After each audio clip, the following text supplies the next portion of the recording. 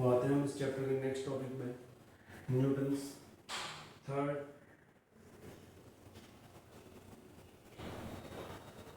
Law of motion.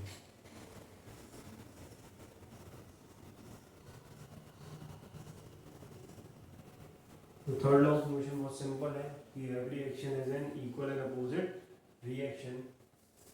Simple सा है, every action has an equal and opposite reaction. हर एक एक्शन की बात करें तो हर एक एक्शन के लिए इक्वल एंड अपोजिट रिएक्शन होता है, मतलब एक्शन और रिएक्शन पेयर्स में लगते हैं। Always action and reaction pairs में लगेंगे, ठीक है। और दूसरी बात कि वो दोनों इक्वल होते हैं, और तीसरी बात की डायरेक्शन दोनों की क्या होती है, अपोजिट। एक्शन और रिएक्शन इक्वल होते हैं एक दूसरे के, अपोजिट डायरेक्शन में होते हैं, ठीक है। और तीसरी बात इसमें बहुत इंपॉर्टेंट है कि एक्शन और रिएक्शन जो होते हैं वो दो डिफरेंट ऑब्जेक्ट्स पे लगते हैं, वो दो डिफरेंट ऑब्जेक्ट्स पे लगते हैं, सेम ऑब्जेक्ट पे नहीं लगते।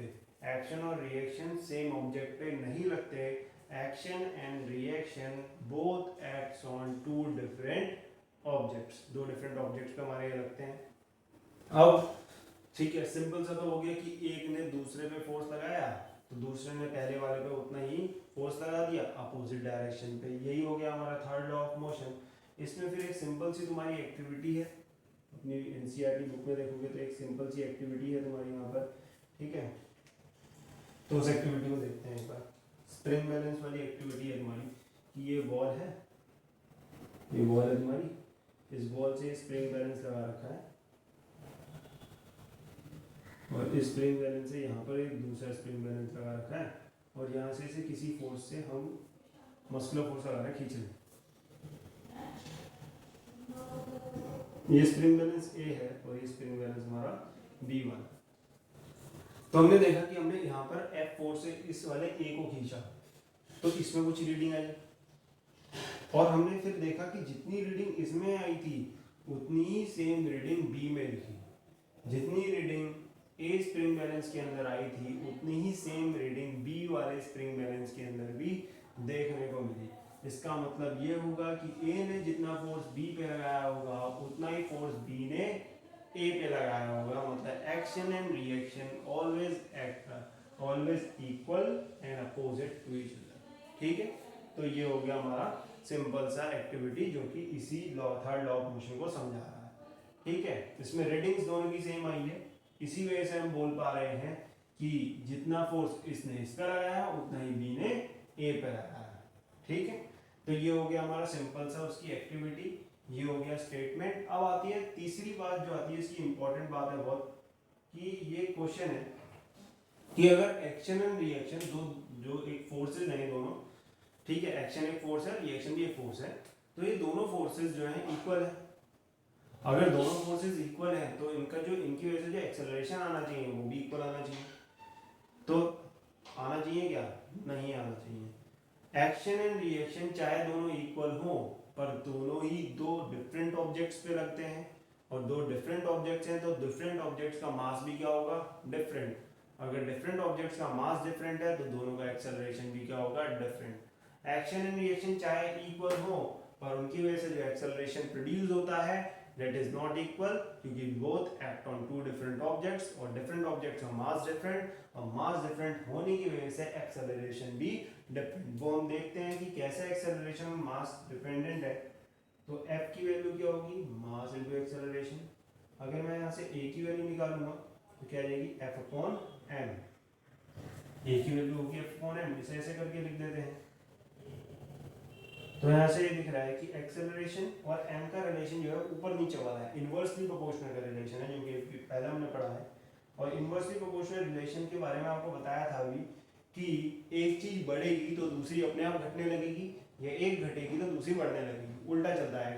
इनवर्सली प्रोपोर्शनल नाम में ही इनवर्स है, उल्टा चलेगा। तो अब हमने मान लेते हैं कि एक ए ऑब्जेक्ट था, एक बी ऑब्जेक्ट था, तो दोनों के बीच में एक्शन रिएक्शन लगा। इसने इस पे फोर्स लगाया F A B, फोर्स ए की वजह से जो बी पे लगा, और बी की वजह से जो फोर्स ए पे लगा वो है एफ बी ए। बी की वजह से ए पे लगने वाला force F B A. F A B का मतलब क्या होगा? एफ ए बी का मतलब है force due to A on B. A की वजह से बी पे जो फोर्स लगा उसे A B, F A B लिख देते हैं, और एफ बी ए का मतलब है बी की वजह से ए पे लगा force due to B on A. अब हम यहाँ पर आते हैं वापस। तो ये ए ऑब्जेक्ट है तो इसका कुछ मास होगा, इसे बोल देते हैं एम ए, इसका मास बोल देते हैं एम बी, और हम यहाँ पर मान लेते हैं कि ए का मास जो है वो बी के मास से अगर बड़ा है, ए का मास बी के मास से बड़ा है। अब तुम्हारा बी का ए से बड़ा हो, कुछ भी हो, हम जस्ट एक एग्जांपल लेके चल रहे हैं।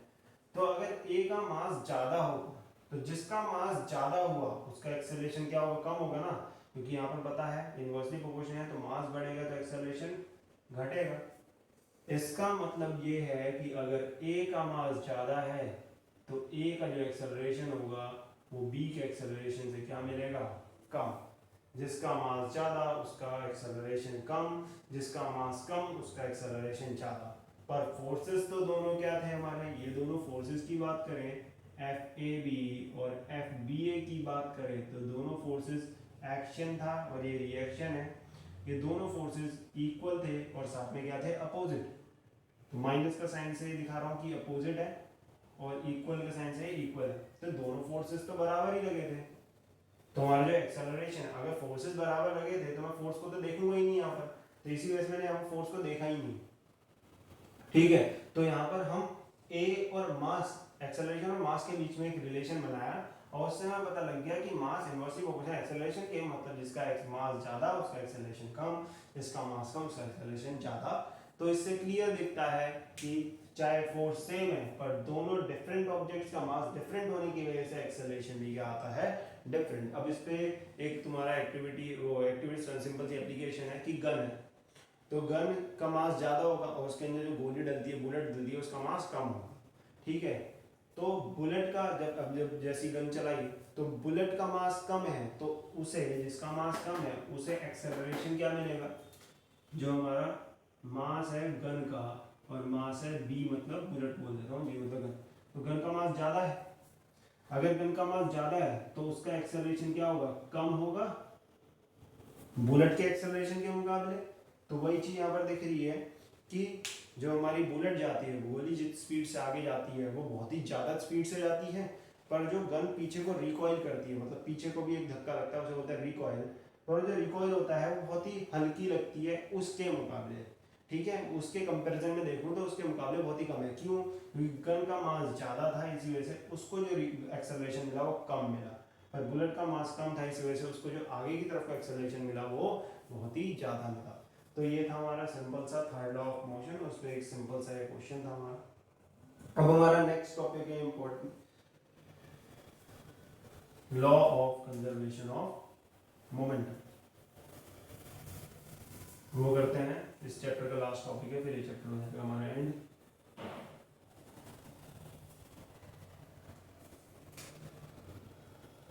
लॉ ऑफ, थोड़ा छोटा करके लिख लेते हैं,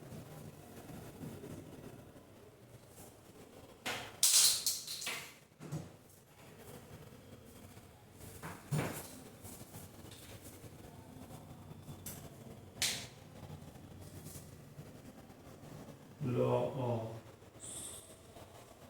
कंजर्वेशन ऑफ मोमेंटम। अब law of conservation of momentum की बात करें तो law of conservation of momentum में क्या बताता है, इसकी स्टेटमेंट की बात करें तो इट स्टेट्स दैट, नाम से पता लग रहा है मोमेंटम क्या रहेगा? कंजर्व रहेगा। It states that momentum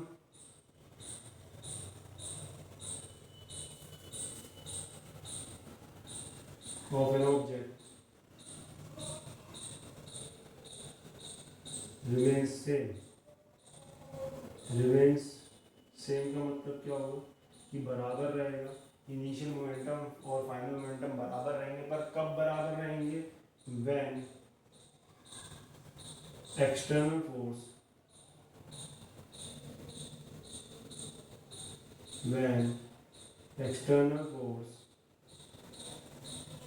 is zero. जब हमारा एक्सटर्नल फोर्स कितना होगा? जीरो। या एक्सटर्नल फोर्स लग ही नहीं रहा होगा, तो उस केस में हमारा मोमेंटम जो होगा एक ऑब्जेक्ट का क्या रहेगा? सेम रहेगा। जब भी हमारा एक्सटर्नल फोर्स जीरो होगा, नेट एक्सटर्नल फोर्स जीरो होगा, तो momentum is conserved, momentum is same, initial momentum बराबर फाइनल मोमेंटम। तो वो ये बताता है if external force equal to zero, तो initial momentum equal to final momentum. अब इसे एक बार प्रूव करके देखते हैं, ये इसकी एक्सप्रेशन बना के देखते हैं कि इनिशियल मोमेंटम फाइनल मोमेंटम कैसे बराबर रहता है। तो इसके लिए हम यहाँ आते हैं, हम बोलते हैं दो ऑब्जेक्ट्स थे, एक ऑब्जेक्ट था ए और एक ऑब्जेक्ट था हमारा बी। ठीक है, थोड़ा दूर दूर बना देते हैं।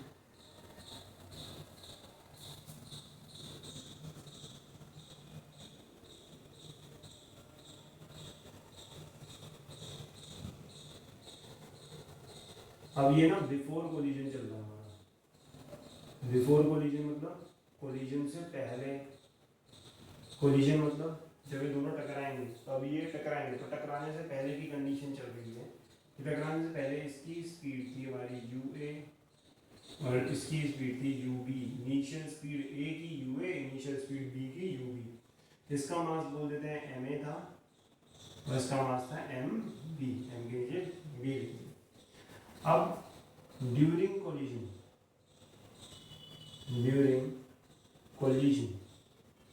कोलिजन के टाइम की बात करते हैं, तो जब ये कोलाइड कर रहे होंगे,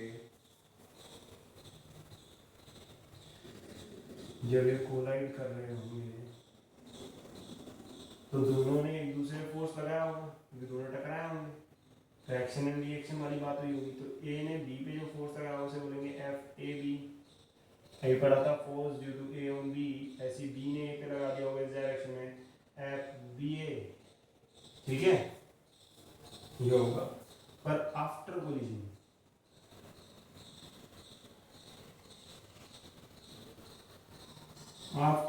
की बात करें तो टकराने के बाद दोनों ऐसे जाने लगे होंगे, दोबारा टकराए फिर दोबारा ऐसे जाने लगे।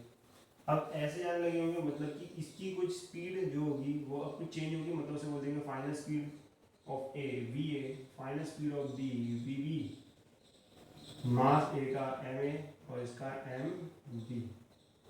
ठीक है, before collision, during collision, after collision, ये तो हो गया हमारा बस दिखाने के। अब इसे सॉल्व करते हैं। हम बोलते हैं बिफोर कोलिजन ये था, आफ्टर कोलिजन ये है, तो ड्यूरिंग कोलिजन हमारा फोर्स ए ने जो बी पे लगाया था वो ये था, और फोर्स ए ने जो बी पे लगाया होगा उससे पहले फोर्स का according to second law of motion force बराबर होता है m into A, mass into acceleration. अब मैं निकालना चाहता हूँ एफ ए बी, फोर्स जो ए ने लगाया होगा बी पे, तो फोर्स जो ए ने लगाया होगा बी पे उसके लिए क्या करेंगे, ए का मास रखेंगे और एक्सेलरेशन भी किसका होना चाहिए, ए का। जब ए बी पे फोर्स लगा रहा है तो एक्सेलरेशन भी ए का लेना है और मास भी ए का ही लेना है। ठीक है, तो मास तो हो गया इसका एम ए, एक्सेलरेशन का फॉर्मूला हम जानते हैं a equals to v minus U upon T. तो जब ये सारी चीजें a के लिए चल रही है तो v के नीचे लिख देंगे a की, और u भी a के लिए और नीचे t।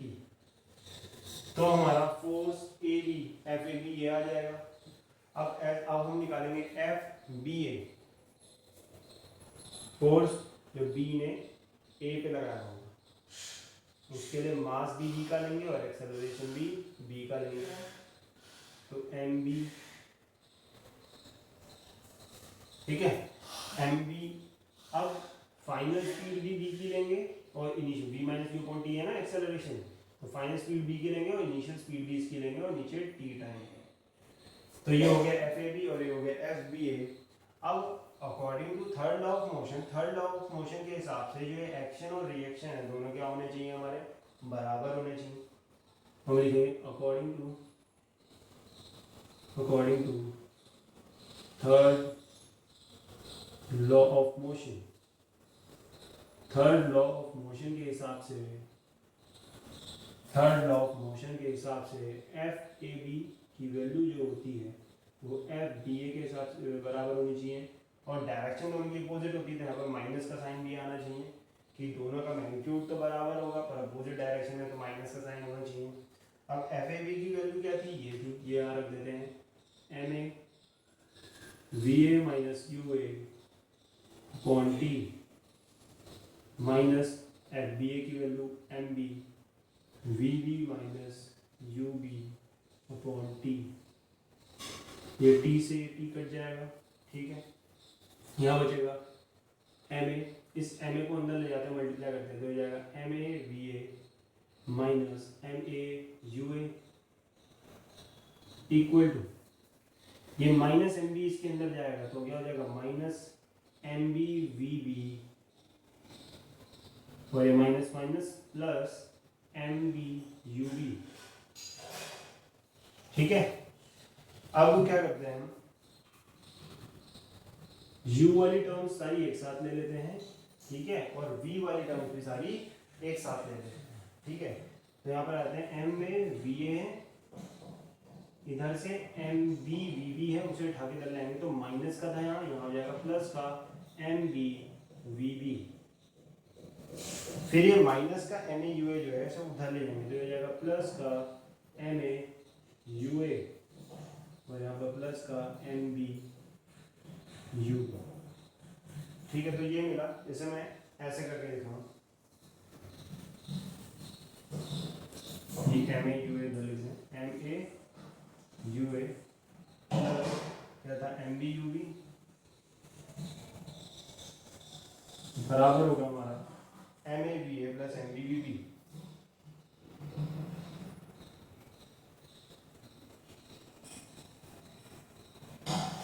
अब एक बार इसे ढंग से देखना, इनिशियली बिफोर कोलिजन की बात करें तो बिफोर कोलिजन इसका मोमेंटम क्या था एम ए यू ए और इसका मोमेंटम क्या था एम बी यू बी, उन दोनों को प्लस करेंगे तो इधर टोटल इनिशियल मोमेंटम है, कोलिजन से पहले का मोमेंटम इनिशियल मोमेंटम हो गया, कोलिजन के बाद का आफ्टर कोलिजन मोमेंटम क्या हो गया ए का एम ए बी ए और फिर इसका भी रखेंगे क्योंकि टोटल फाइनल मोमेंटम है इस तरफ प्लस का एम बी वी बी, ये तो टोटल फाइनल मोमेंटम है, मतलब this is the final momentum और this is the initial momentum, मतलब इनिशियल मोमेंटम जो एम ऐसे लिख देते हैं तुम्हें दिखाने के बस कि M A U A plus M B V B जो है यू बी जो ये साइड है ये है इनिशियल मोमेंटम,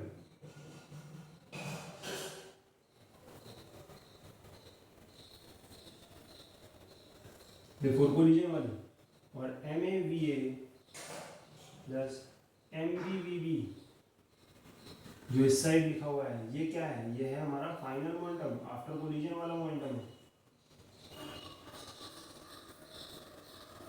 इसका मतलब जो हमारा इनिशियल मोमेंटम है वो किसके बराबर आ गया, क्योंकि ये तो इसके बराबर आ गया है दिख रहा है साफ साफ, तो यहाँ से हमें पता लग रहा है कि इनिशियल मोमेंटम किसके बराबर है, इनिशियल मोमेंटम बराबर है फाइनल मोमेंटम। पर अगर हम बोले कि कब है बराबर, इनिशियल मोमेंटम फाइनल मोमेंटम के बराबर तो आया पर कब आया, जब मैंने इसमें बाहर से कोई फोर्स लगाया नहीं। अब जब ये टकराए हैं तो आपस में टकराए हैं, बाहर से हमने तो टकराया नहीं, ठीक है, हमने तो इसको और फोर्स नहीं लगाया, मतलब एक्सटर्नल फोर्स यहाँ पर हमने लगाया ही नहीं है, एक्सटर्नल फोर्स नहीं लगाया है तभी initial momentum final momentum zero वो बराबर आया है, एक्सटर्नल फोर्स यहाँ पर नहीं लगाया है तभी इनिशियल मोमेंटम फाइनल मोमेंटम के बराबर आया है, वरना नहीं आता। और यही होता है law of conservation of momentum कि इनिशियल मोमेंटम हो जाता है फाइनल मोमेंटम के बराबर, पर कब, व्हेन एक्सटर्नल फोर्सेस जीरो, पर कब होता है व्हेन एक्सटर्नल फोर्सेस जीरो, ये भी याद रखना चाहिए। जब एक्सटर्नल फोर्स हमारा जीरो होगा तभी हमारा इनिशियल मोमेंटम और फाइनल मोमेंटम के बराबर होगा, तो हमें दिख रहा है कि कोलिजन होने के बाद भी हमारा और पहले भी मोमेंटम बराबर आया, मतलब momentum is conserved, momentum remain same, initial momentum बराबर फाइनल मोमेंटम के, कब? एक्सटर्नल फोर्स जब जीरो है। तो ये हो गया हमारा law of conservation of momentum. इस पे बहुत बढ़िया बढ़िया क्वेश्चन तुम्हारे बनते हैं, तो अब हम इसके न्यूमेरिकल्स देखेंगे नेक्स्ट क्लास में, ठीक है। तो अब ये यहाँ पर चैप्टर क्या हो गया and, law of conservation of momentum के साथ ये चैप्टर होता है खत्म। ये था इस चैप्टर का फाइनल टॉपिक। Thank you.